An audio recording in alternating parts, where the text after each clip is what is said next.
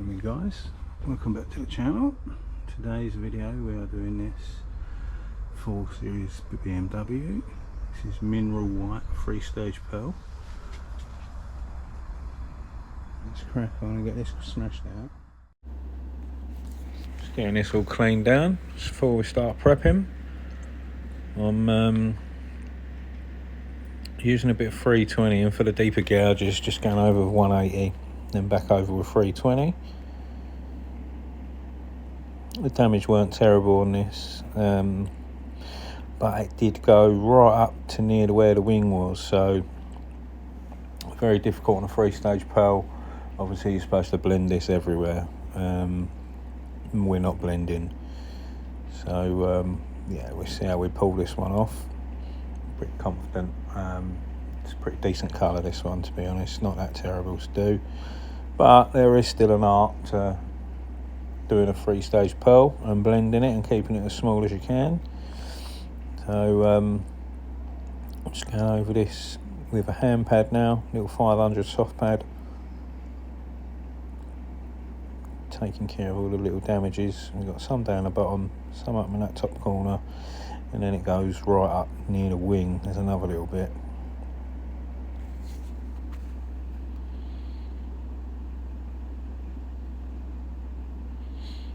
So many stone chips on this bumper. The car's going back. I think the customer's bought a new one, but obviously needs it to look good. Look like we haven't been there. That's the main goal. Just masking everything off. It was so disgustingly hot that day. I think it was close to 30 degrees outside, and in the gazebo there, God knows what temperature it was disgusting. I literally put deodorant on when I got to that job. Dripping. Just put a bit of plastic primer on there now. We're all masked up, ready to rumble, and we're just using a little bit of aerosol high build primer on this today. No UV today. Really weren't needed. Yeah, I know everyone's going to moan you should have your mask on, but it was just so hot.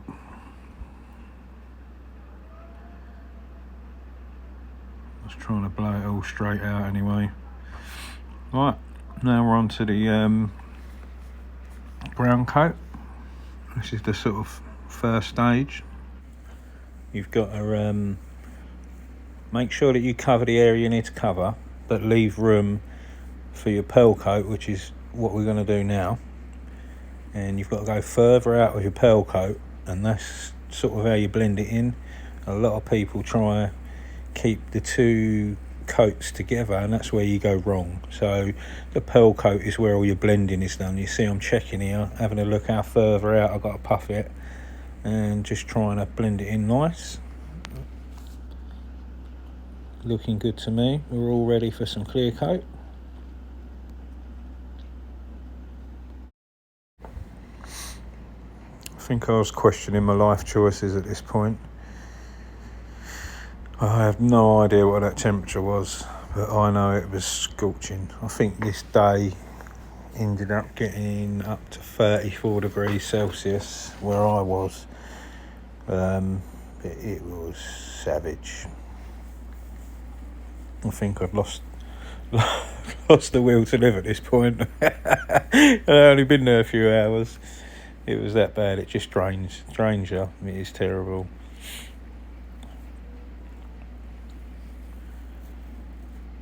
I was just taking my time, making sure I laid it down as wet as I could.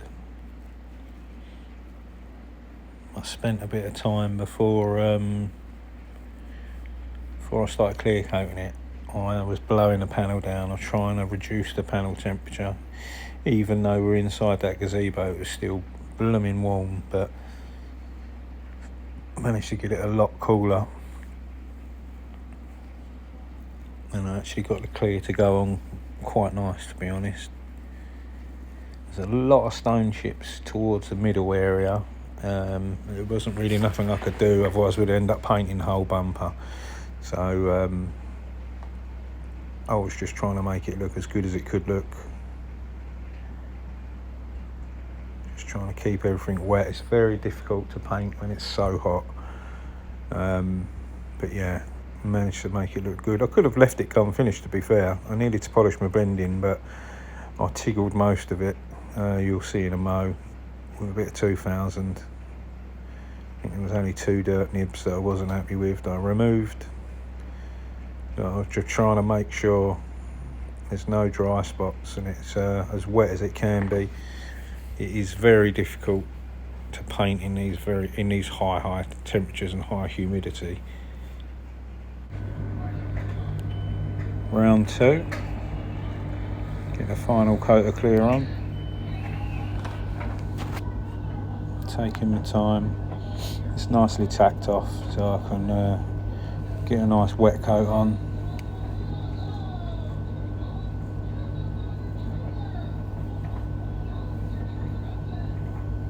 Obviously, the longer you flash it off for, the more tacky it becomes and the less chance you got of getting runs. A lot of people are too hasty to get their next coat on, and that's why they end up with runs. There's quite a fine line between overloading it and putting the right amount on, really, I suppose. But you just get used to it over the years. I'm just checking for any dry spots, just making sure it's all wet up nicely.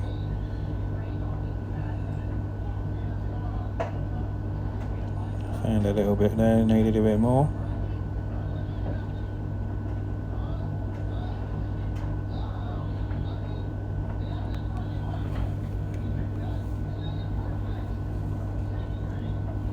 Getting ready to do my little blend. I think I grabbed, yeah, I did on this one, my aerosol fade out thinners on this one.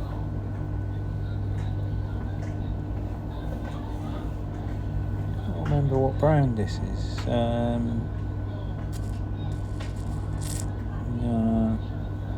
Something called Permacron, I think.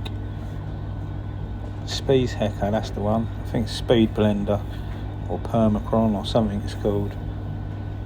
I've got it in the gun and in the aerosol. I've found that this is the best fade out that I've tried. I've tried them all pretty much, to be honest, but I'll get on alright with this one.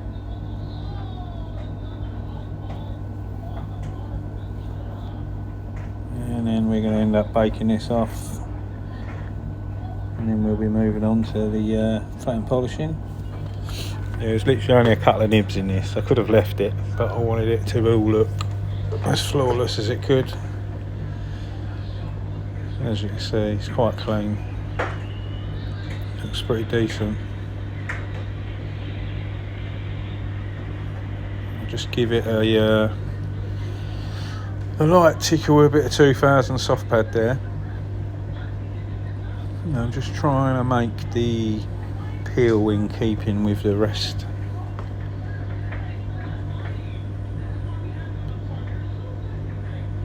Just being a bit gingerly around that blend area. And it's hard because it's in the middle there, it was littered with stone chips, so it makes your lacquer look a little bit ropey. It's not, but it's just how it looks. Like down there where I wasn't going to polish down there, but where you see the clear laying over old stone chips, it just looks a little bit funky. So if you knock the head off of it and polish it up, then it looks alright. I get loads of questions about my polishing system that I use. I use the Cartex system. Green cutting pad, and I think their heavy cut is 3000. It's all in numbers: 3000, 9000 for the mid, and then 12,000 I think for the polish. It's really glossy. It's really good, to be fair. You don't really need the next stage up, but sometimes I use it depending on the colour and where you're painting. You don't want to leave swirl marks and buffer trails as such in a big panel. A little bumper corner like that, I didn't bother today, you don't need it.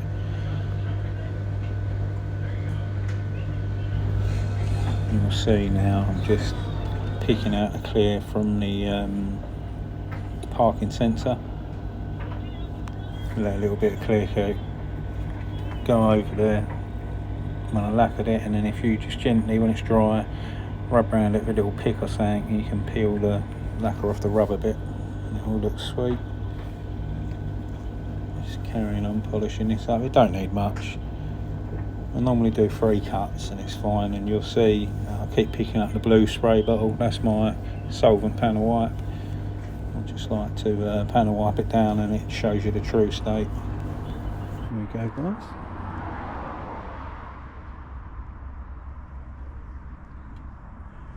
It's pretty decent considering that was near the edge to edge. There's a colour difference on the other side as well. So there's loads of stone chips. Obviously I wasn't here to fix all the stone chips. We was here to make it look like we hadn't been here. It's pretty decent.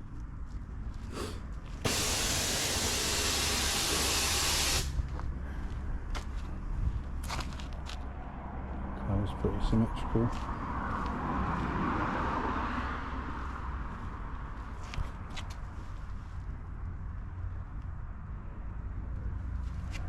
Yeah, good. Let's get packed up. And there we have it, guys. That is officially jobbed. That is one happy customer. Come out really nice. I just wanted to make it look like we hadn't really been there. Matched all the peeling. Looked really well. And yeah, customer was over the moon. And it looked good. I was happy with that. Oh, what a day. Meltdown. Yeah, and that is how you do 3-stage pearl, make you look like you've not been there before. Oh, that is it from me today. As always, a massive thanks for watching, and we'll see you very soon on the next one. Stay safe and be lucky.